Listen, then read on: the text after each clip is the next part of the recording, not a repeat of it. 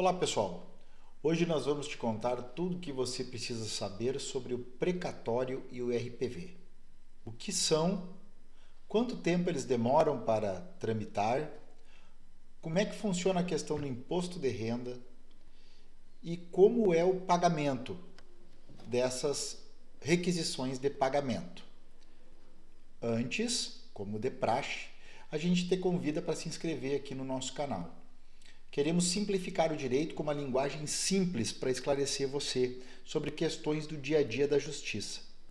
Dá uma olhada nos demais vídeos do canal aí para você ver o material que a gente já produziu. Qualquer dúvida que tu tiveres, pode deixar aí sob forma de comentário que a gente lê e responde a todos, mesmo inclusive que não tenha a ver com o tema deste vídeo. Já pensou? É como se tivesse um balcão da justiça na tua casa 24 horas por dia, tá bom? Só tem que estar inscrito. Vamos lá. O que é precatório ou RPV? São documentos que fazem parte de um processo judicial, mas não qualquer processo. É um processo no qual o governo era o réu e foi condenado a pagar um valor para o autor, ou seja, a pessoa que entrou contra o governo.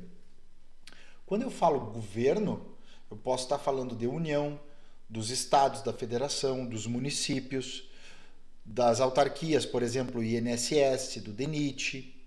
Tudo isso é considerado governo que paga suas dívidas por meio de precatórios e RPVs, tá? São documentos, então. Depois, como é que eles são colocados no processo? Depois que o processo acabou, já teve todos os recursos julgados, então parte-se para uma etapa de definição do valor. Quando o valor é definido, então é elaborado um ofício, um documento, que vai ter os dados do processo, o valor a ser pago, as datas. Este ofício que se chama precatório ou RPV. Se o valor é grande, maiores valores, então chama-se precatório. Se são pequenos os valores, chama-se RPV, requisição de pequeno valor.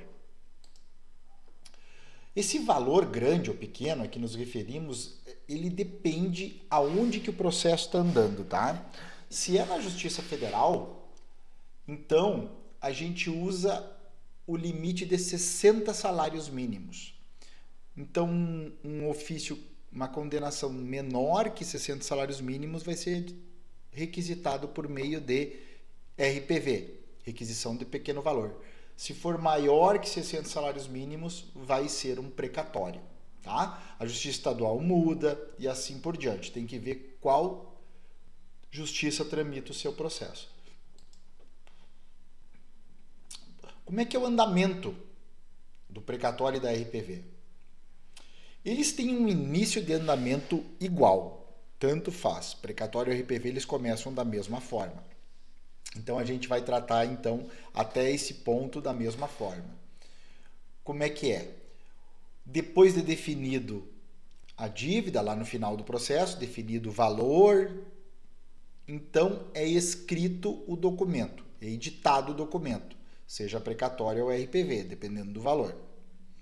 Depois que ele é escrito, ele é juntado, ele é inserido no processo e os advogados das partes são intimados do documento para ver se está tudo ok, valor, etc. Então, se não tiver objeção das partes, se ninguém reclamar de nada, esse documento é enviado para o tribunal. Novamente, qual tribunal? Depende da justiça na qual o processo tramita. Se é a Justiça Federal, é um tribunal federal. Se é a Justiça Estadual, é um tribunal de justiça estadual. E assim por diante. Tá certo? Agora a gente vai te contar sobre acerca dos ritos de cada um segue, porque até aqui eles foram iguais, né? Precatório e RPV. Agora eles começam a seguir ritos diferentes, caminhadas diferentes. O precatório caminha de um jeito e o RPV caminha de outro jeito. Antes a gente reforça aí o convite para te dar o joinha nesse vídeo, se está te ajudando, e se inscrever. E aqui estão nossas outras redes sociais, tá, pessoal? Vamos junto. Dúvidas, Mais uma vez, colocamos aí nos comentários que a gente vai respondendo. A gente lê e responde todos. Vamos lá, vamos começar com a RPV. Bom, paramos no ponto em que eles eram iguais e eram enviados ao tribunal. Agora eles vão se separar, né? Se o seu processo é caso de RPV, ela vai chegar no tribunal e ela vai ser registrada lá no sistema do tribunal no mês seguinte ao da chegada. Então, tanto faz se ela chegou no tribunal no dia 1º ou no dia 31 do mês, ela vai ser registrada no mês seguinte, no início do mês seguinte. E dali 60 dias ela vai ser paga para o vencedor do processo. Isto é o rito da RPV. Então é o seguinte, se você mandou uma RPV, um exemplo para fixar, no dia 20 de março, ela vai ser registrada no início de abril e vai ser paga lá em junho, certo? Agora vamos para o precatório. O precatório segue prazos diferentes. Ele depende da votação do orçamento, então o calendário dele é muito mais espaçado e demorado. Quando ele chega no tribunal, se o seu processo é caso de precatório, ou seja, é maior que 60 salários mínimos, ele vai ser registrado no dia 2 de abril próximo. Então, se ele chegou no dia 1º de janeiro, ele vai ser registrado no tribunal no dia 2 de abril. Se ele chegou no dia 10 de outubro, ele vai ser registrado no tribunal no dia 2 de abril do outro ano. Sempre no próximo dia 2 de abril. E quando que ele vai ser pago? Ele vai ser pago de janeiro a dezembro do ano seguinte ao registro. Nós vamos colocar agora 2 exemplos para você fixar bem a questão. Então, o precatório chegou no dia 3 de março no tribunal.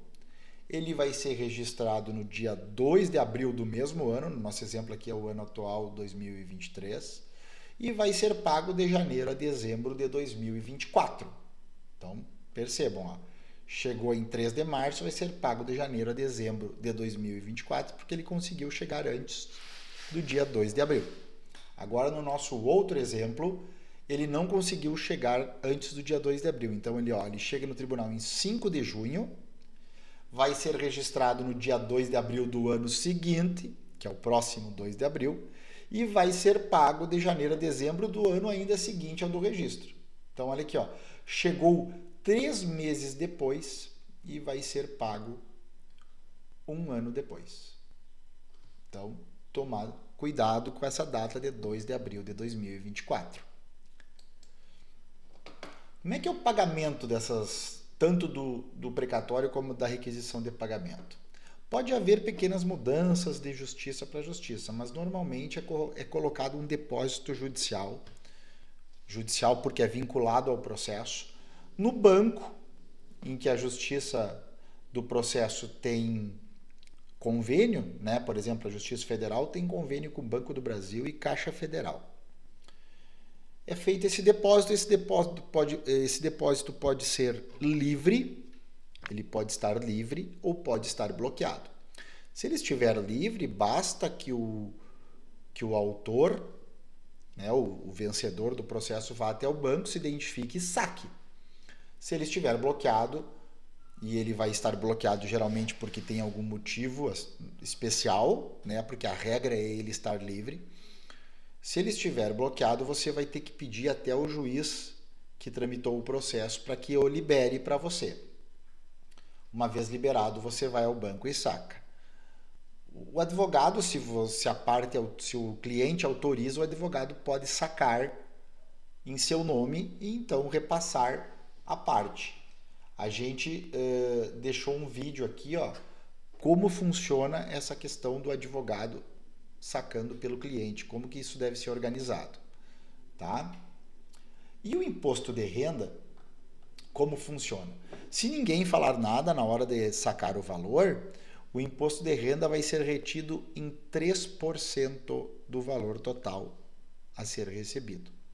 Se você for isento de imposto de renda, você deve declarar isso ao banco, que irá informar a Receita Federal que você se declarou isento e por isso o banco não reteve nada. Certo? Se por acaso você se equivocou e não declarou a isenção e pagou os 3%, mas na verdade você é isento, você vai ter que fazer uma declaração de imposto de renda para restituir essa parte que você pagou. Se isso ficou confuso, você pode deixar os comentários aqui que a gente te explica melhor. Certo? Detalhe último sobre imposto de renda. Se você tem que pagar imposto de renda e vai receber um valor sobre precatório e RPV, a fonte pagadora desse valor não é a parte que perdeu o processo, né? Não é a União, município e INSS. A fonte pagadora é o banco no qual você sacou. Tá certo? Então, tome cuidado com isso. Qualquer dúvida, deixa aí para nós que a gente te responde. Era isso. Se tu gostaste, deixa o joinha mais uma vez. Aqui estão as nossas outras redes sociais. Se você prefere, segue lá. E aqui um convite para você se inscrever no nosso canal. Queremos ajudá-lo, tá? Dúvidas sobre este ou outros assuntos, posta aí no comentário. A gente lê e responde todos, tá bom? E aqui a gente vai deixar novamente um convite para inscrição e também uma recomendação de vídeo sobre o que você deve fazer ao ser abordado por um bafômetro. Também é uma produção do nosso canal. Você deve ou não deve soprar e o que acontece, tá bom? Era isso, pessoal. Até a próxima Jusdicas Plus.